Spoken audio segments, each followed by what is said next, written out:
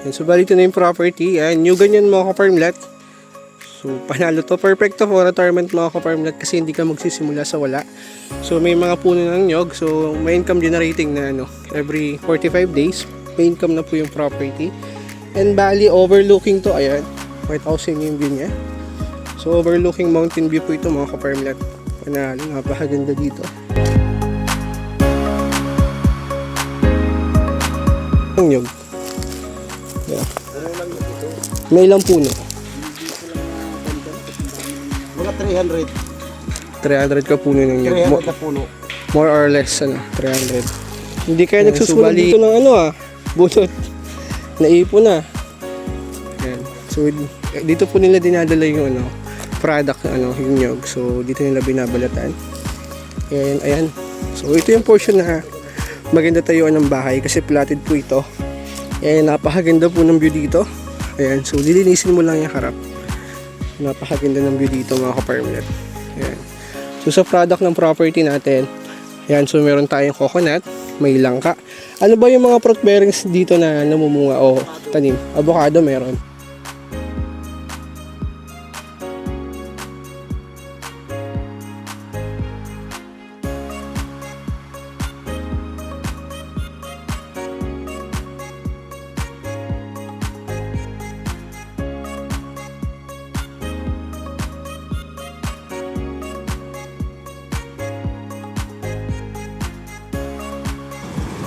Ito na po yung National Highway ng Santa Elena. So ito naman yung going to town proper.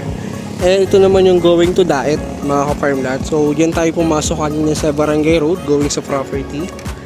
Ayan. So very convenient location to mga ka-farmlat. Ayan. So bukod sa malapit sa National Highway, so napakalapit lang sa high school and yung elementarya po na andyan lang. So napakalapit lang po nito sa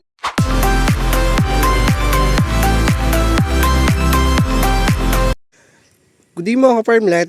So I'm Dilmark Talban po, property locator. And now, meron po tayong new available farmlat. So ang location po nito is Santa Elena, Camarines Norte. And ang size po ng property natin is 11,000 square meter. So 1.1 hectare po ito. And ayun mga ka-farmlat, bali ito po yung access road going sa property. And so one lane po ito pero almost 300 meters lang po ito from National Highway. So napakalapit lang. Ayan, so pasok naman po ang 4 wheels from National Highway going dito sa mismo road na to And mula naman dito sa Barangay Road. Ayan, so dito naman 2 lane na siya. So ito lang yung portion na may 1 lane kasi yan nga may commute na rin. So left and right na po yung bahayan. Kaya hindi na rin naman to liblib kasi may commute na and yung property natin mga ka-farmlat is likod lang ng high school Kaya convenient location po ito. So malapit lang din sa town proper.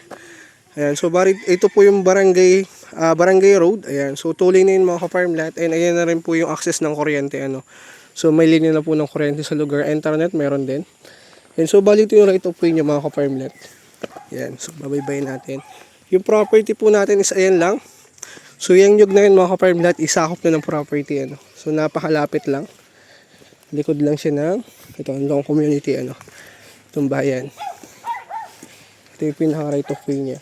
So, iniwan tayo ng tour guide natin And ayan, may linya na rin ng kuryente. So, may tangke na rin po ng tubig dito para sa barangay. So, yan, pwede tayong kumulik yan. Yan, so, tangke po yun ng tubig para sa barangay. Yan, so, pwede tayong kumulik dito.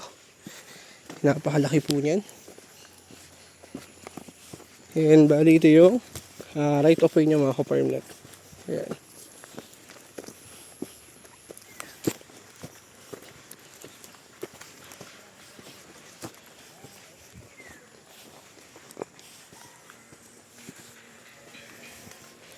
Ayan, so ayun yung sakop ng property.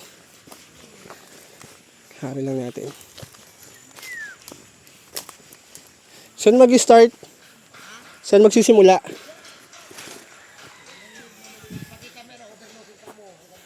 Mula doon, sakop na. Barbwire. Ito. So ito pala mga ka-farmlat, may fence na yung property. Ayan. So pagpasok natin ng fence, property na. So ito po yung kalawakan niya. Ayan. New ganyan mga ka-farmlet. So, panalo to. Perfect to for retirement mga ka-farmlet kasi hindi ka magsisimula sa wala. So, may mga puno ng nyog. So, may income generating na every 45 days. May income na po yung property. And bali, overlooking to. Ayan. Makita ko sa inyo yung view niya. So, overlooking mountain view po ito mga ka-farmlet. Panalo. Napakaganda dito. Ayan. So, nakaka-relax. So, although may community siya, pero hindi naman po ganun kaingay dito sa area. So, tahimik pa rin. Ayan. Kaya, perfect ito for retirement mga ka-farmlet. Kasi may mga kapitbahay ka na. Hindi liblibing lugar. And aside doon, napaka-convenient location kasi napakalapit lang po nito from National Highway. So, nag-drive lang tayo ng almost 300 meters lang yun mga ka-farmlet. Nasa property ka na. So, napakalapit lang. If may emergency, so napakadali mo lang makalabas. Ayan. So, unlike sa ibang property for sale natin na papasok pa ng pagkalayo-layo. So, ito napakalapit lang sa National Highway and town proper. So, I think mga nag-drive lang tayo ng 10 to 15 minutes going to town proper po ng Santa Elena. Ayan, so bali ito yung mountain view niya. Napakaganda. So, nakaka-relax dito. So, may nasa ilang puno ba ito ng nyog? Yeah. May ilang puno? Mga 300 ka puno ng nyog. 300 na puno. More or less, 300. Ayan, so bali, karate, yung high school na yan, karatig na mismo nito. Oo, karatig. Okay. Yan ang kapag-itan. So bali, karatig po nito yung school ng high school, ayan. Hindi kayo nagsusunog dito ng bunot. Naipon na.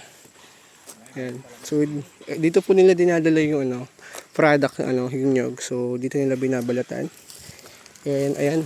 So, ito yung portion na maganda tayuan ng bahay kasi platted po ito. And, napakaganda po ng view dito. Ayan. So, lilinisin mo lang yung harap. Napakaganda ng view dito mga ka-farmlet. Ayan. So, sa product ng property natin, ayan. So, meron tayong coconut, may langka. Ano ba yung mga fruit bearings dito na namumunga o tanim? Avocado meron. Mangga meron din. So sa kabilaan naman, yan na rin yung boundary. May bakod na rin, di ba? High school na yan. Okay. So bali, ang maganda dito mga ka-farmlet, so malinis naman yung property. So kita mo naman yan, side by side. Mula dun sa fence na yan, so abot dun. Sa gilid na yan. So yung malinis, yan yung sakop ng property natin. So bali, rectangle shape po ito. Ayan, pahaba siya pataas. Ayan yung kabila isa sakop na po ng high school. Ayan, so ayun lang po yung school ng high school. Hindi lang natin masyadong ma-view kasi natabunan ng puno, ng dahon. Pero sakop na po ito ng property ng high school. Ayan.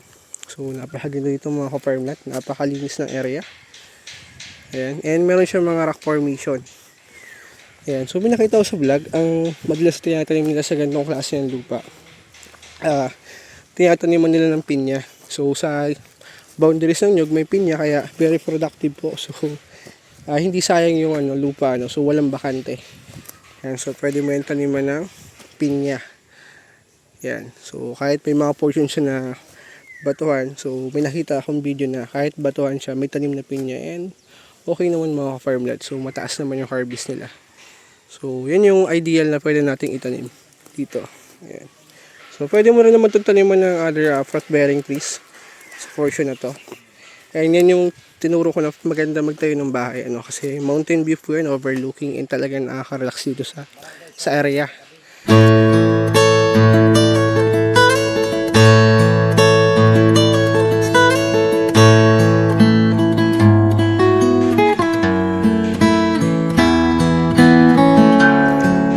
Yan, so ideal to mga ka-farmlet for retirement kasi una-una may source na accessible yung area and may source ng electricity sa water.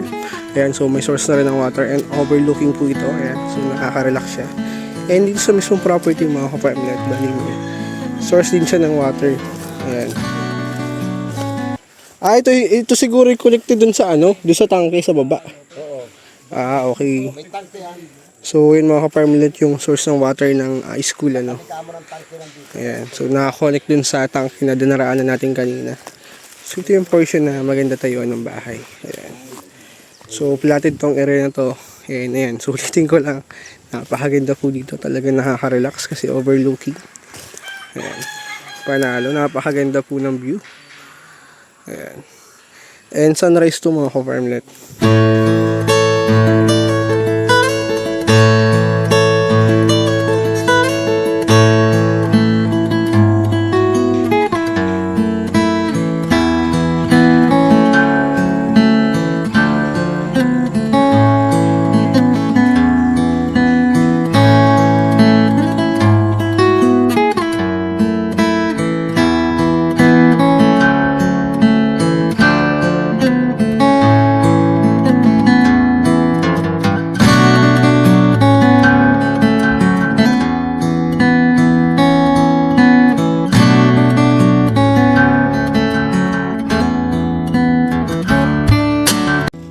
So bali ito yung property mga ka-farmlet, and ito yung road right of way niya, and bibidyohan po natin, sige tol, bibidyohan po natin yung access road going sa National Highway ano. So tol, paawak nga.